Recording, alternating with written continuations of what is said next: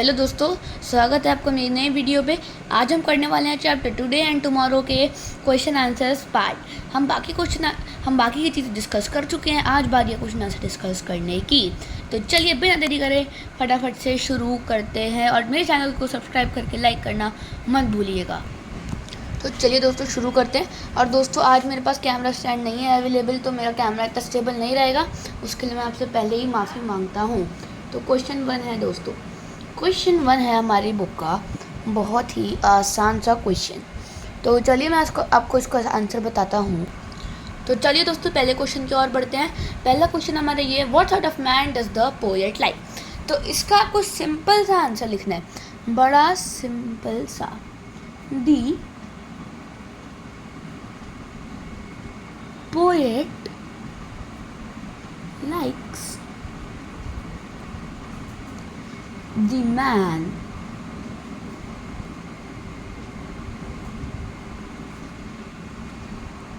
लिखते रहिए दोस्तों आप भी साथ में। The poet likes the man who is punctual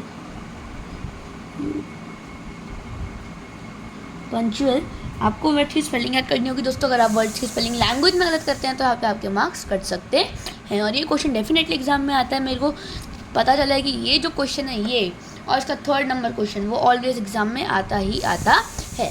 the poet likes the man who is punctual, regular की स्पेलिंग रेगू, REGU, regular, LAR, regular, and respects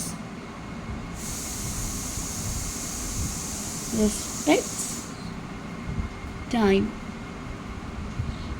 खत्म दोस्तों, ये आंसर बड़ा सिंपल सा है, खुद पढ़िए। The poet like the man who is punctual, regular and respects time.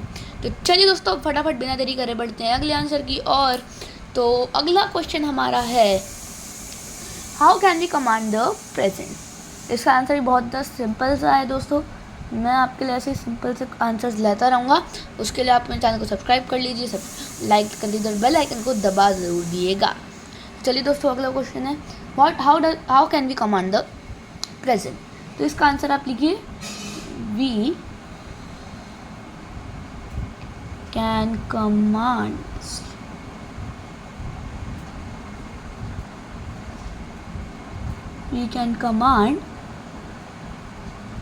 the present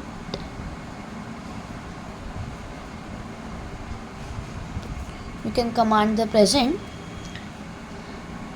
if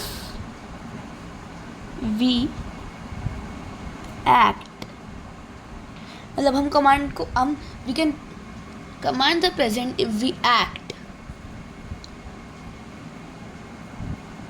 we can command the present if we act and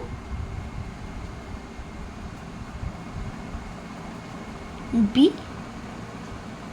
punctual. दोस्तों ये जो वर्ड है ना पंक्चुअल, ये वर्ड ऑलमोस्ट सब सब्जेक्ट्स में ऑलमोस्ट सब questions में, मैंने माफ़ करिएगा मेरे मुंह से सब्जेक्ट निकल गया, हर क्वेश्चन में ये वर्ड मेन है। और दोस्तों ये जो वर्ड्स हैं डिफ़िकल्ट, थोड़े कमांड है जैसे प्रेजेंट है, तो ये इनकी स्पेलिंग आप क्वेश्चन में से भी देख सकते हैं।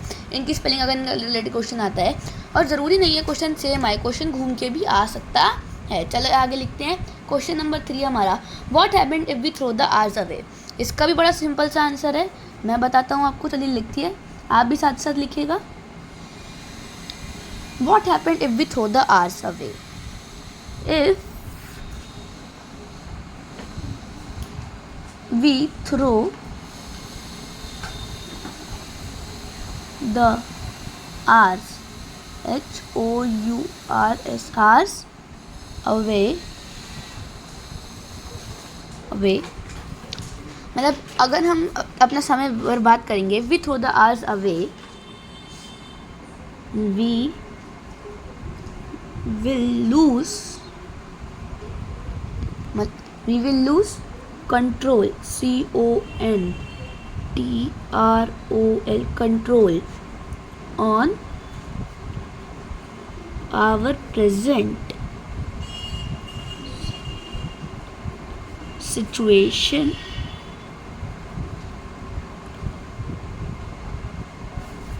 and will fail to achieve i.e. anything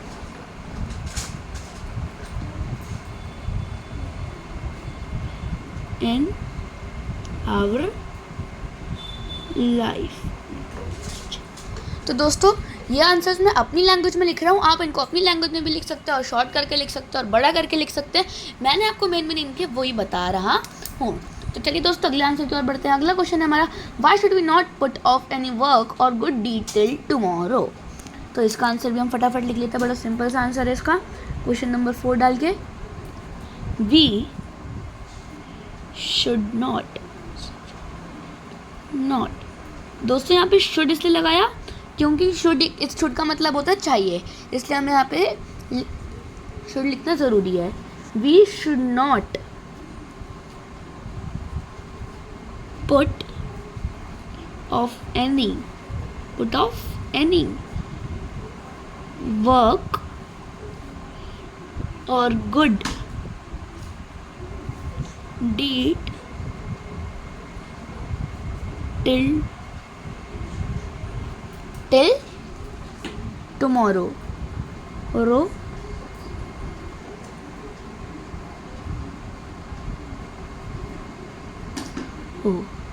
tomorrow दोस्तों इसका आंसर मेन इससे ही बना है, tomorrow. So as we know, ये NO वाला नो नहीं है दोस्तों, KNOW वाला नो है। Know future is uncertain.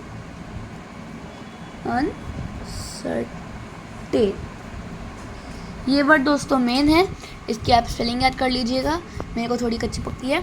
और अभी हम आगे लिखते हैं tomorrow. So as we know future is uncertain. अब बाकी मैंने कहा था इससे मिलता जुलता है इस वाले आंसर से, we fail to achieve anything in our life, यहाँ पे सेम आ जाएगा दिस ऐसे, and we will fail to achieve IEVE achieve anything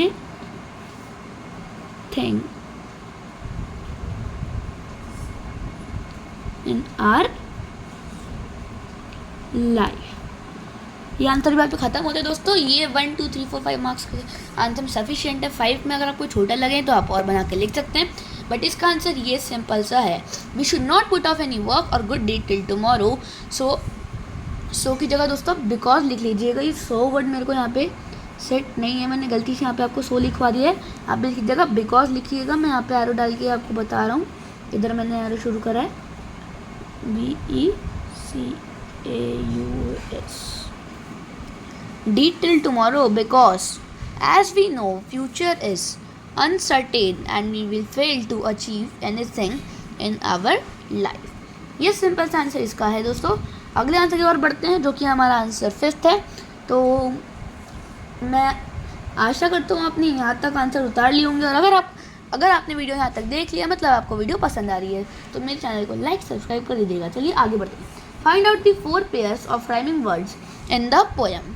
अब दोस्तों पेयर्स ऑफ राइमिंग वर्ड्स के लिए हम चलिए पहले बुक की ओर बढ़ते हैं, पर इनको याद भी कर लेना होता है क्योंकि ये पेपर में ऐसे भी आ जाते हैं।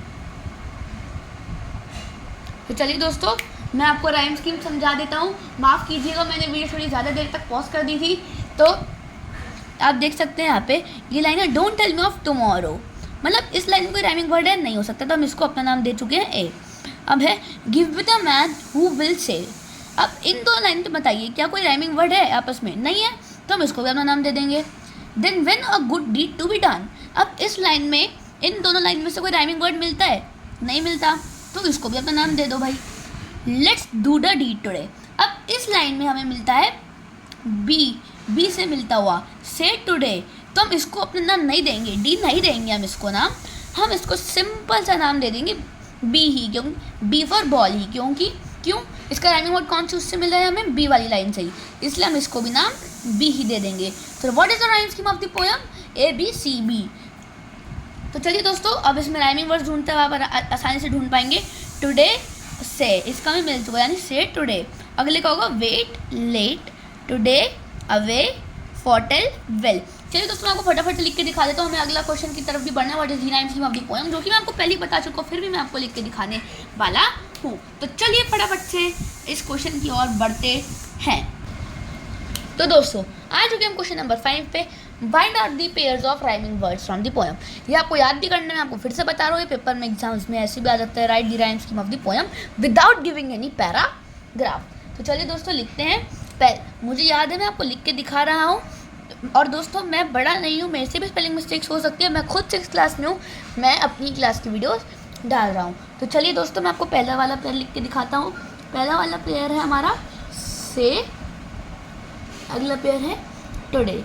और दोस्तों, जैसा कि मैंने आपको स्टार्टिंग में बताया, मेरे पास अपना कैमरा स्टैंड नहीं है, तो मैं आपको अच्छे से लिख के भी नहीं दिखा पा रहा हूँ, और कैमरा स्टेबल भी नहीं है। बट मैं यकीन है और मैं होप करता हूँ कि मेरे को आप लोगों को मेरी स्क्रीन क्लियरली दिख रही होगी।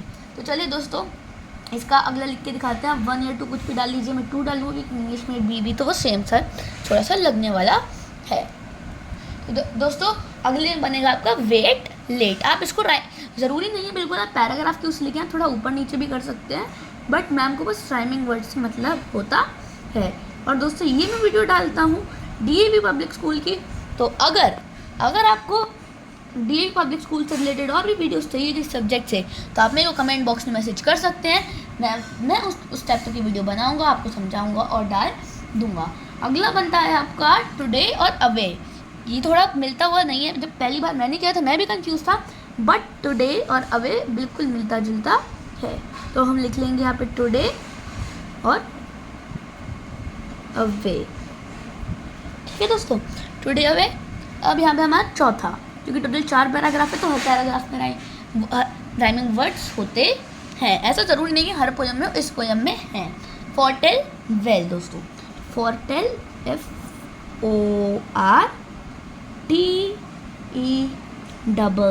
FORTEL और वेल WELL। तो दोस्तों, इसी के साथ हमारे क्वेश्चन आंसर यहाँ पे ख़त्म होते हैं। अगर हम अभी ख़त्म नहीं होते हैं दोस्तों, मैं तो मजाक कर रहा था। अगले क्वेश्चन की तरफ बढ़ते हैं, क्वेश्चन नंबर 6, जो कि है what is the rhyme scheme of the poem. तो rhyme scheme of the poem भी बहुत सिंपल है, मैं आपको यहीं पे साइड में लिख के दिखा देता हूँ। और क्योंकि कभी भी पेज वेस्ट नहीं करना चाहिए, क्योंकि एक पेज को बनाने में 10 पेज लग जाते हैं। तो चलिए दोस्तों, मैं आपको यहाँ पे क्वेश्चन नंबर 6 भी लिख के दिखा देता हूँ। मेरे को इसलिए लगा ख़त्म हो गई क्योंकि मैक्सिमम 5 ही क्वेश्चन होते हैं ऑलमोस्ट, इसमें 6th मैं भूल गया था, माफ़ कीजिएगा। तो 6th की तरफ बढ़ते हैं। What is the rhyme scheme of the poem. अभी मैंने आपको बुक में बताया कि rhyme scheme of the poem जो कि है वो ABCB है। ये मैंने आपको बताया भी कैसे होता है, आप वीडियो रिवर्स करके देख सकते हैं अगर आप वो पार्ट मिस कर चुके हैं। तो चलिए मैं आपको इसका आंसर लिख के दिखा देता हूँ किस तरीके से लिखना है। ऑलमोस्ट ये पेपर में क्वेश्चन आता ही है। अगर आपके पेपर में क्वेश्चन आए तो आप पूरा पैराग्राफ नहीं उतारना है, आपको सिर्फ लिखना है ABCB।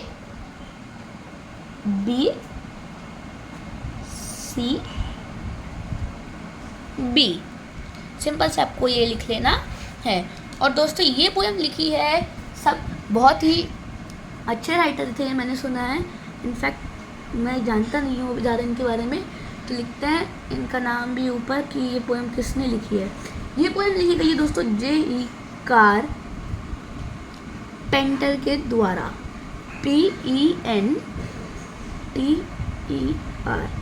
दोस्तों, ये पोएम लिखी है J.E. कारपेंटर ने। आप इस वर्ड को भी याद कर लीजिएगा, क्योंकि ये क्वेश्चन भी पेपर में ऑलमोस्ट आता है कि what is the name of the poem and the poet.